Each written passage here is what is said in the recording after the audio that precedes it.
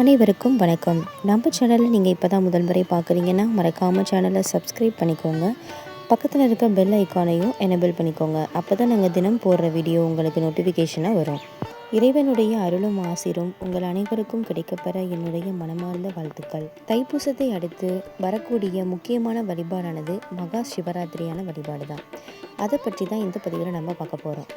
2026ஆம் ஆண்டு மகா சிவராத்திரியானது பிப்ரவரி மாதம் 15ஆம் நாள் ஞாயிற்றுக்கிழமை கொண்டாடப்படுகிறது. அந்நாள் பௌர்ணமிக்கு முந்திய மாசி மாத தேய்பிறை சதுர்த்தி திதி ஆகும்.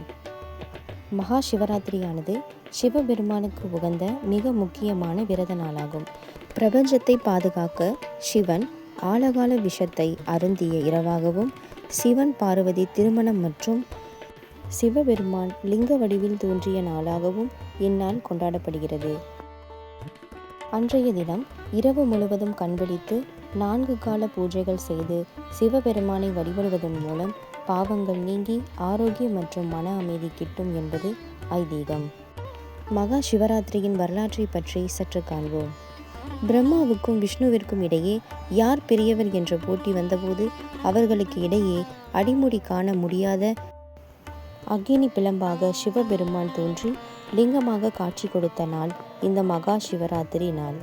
மேலும் பார்வதி தேவி சிவபெருமானை மணமுடிக்க கடுமையான தவமிருந்து சிவனை அடைந்த புண்ணிய நன்னாளும் இந்நாளே. ஒரு வேடனின் கதையும் புராண கதையாக சொல்லப்படுகிறது.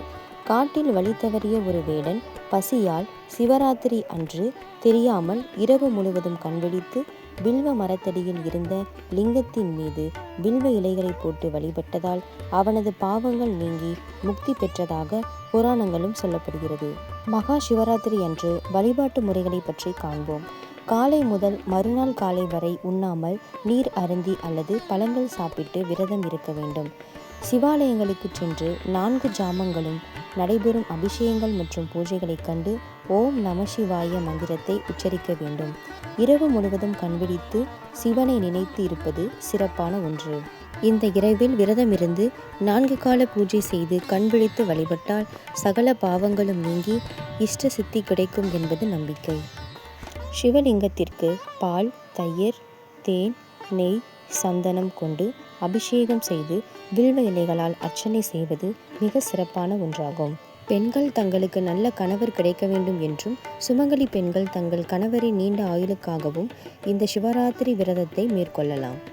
விரதம் இருப்பவர்கள் ஒரு நாள் முழுவதும் உண்ணாமல் உபவாசம் இருக்கலாம் அல்லது பால், பழங்கள் போன்ற எளிய உணவுகள் எடுத்துக்கொண்டும் சிவபெருமானை வேண்டி விரதத்தை தொடங்கலாம்.